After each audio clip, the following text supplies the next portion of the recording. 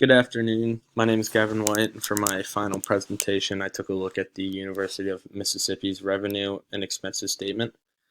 So, for the cost-cutting strategies, I chose to hire student employees, hire lower maintenance workers, and then the 250-mile rule.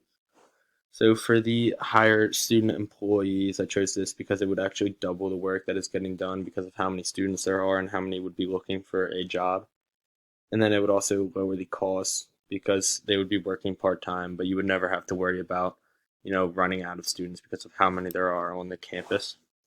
For the lower maintenance workers, I chose this because when you think about it, a football field is only in use like for half of the school year.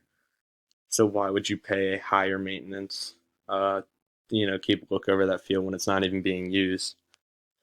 And then for the 250-mile rule, this one's pretty simple. It's just that, if the school has to travel, 5 hours or less to a game, you would want to take, like a bus because, that's less expensive than buying a ticket for every, like player and coach and training person on the team, you know, take a plane.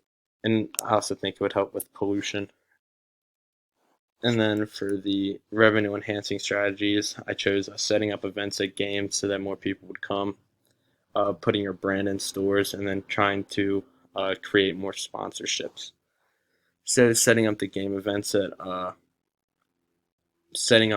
games, I thought about this because for the women's basketball team in Mississippi, they did significantly uh, lower in the revenue section than the football team and the men's team. And I was thinking, if you were able to set up an event, you know, as like for the game, it would tend to bring more people there who would eventually buy, more tickets. And then that would lead to more people going to concessions and buying drinks and stuff. So that's just more money coming in.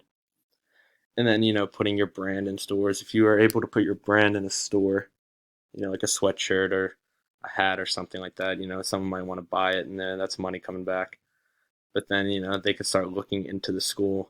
And if they happen to really like it, they could come there and then it's just a lot more money than, putting like a sweatshirt into a store. And then to try and create more sponsorships, this one's pretty simple as well. It's just, one sponsorship could bring in a whole deal of money if you get the right one. And eventually, once you just get enough sponsorships, it's just more and more money coming in. Thank you. That is my presentation.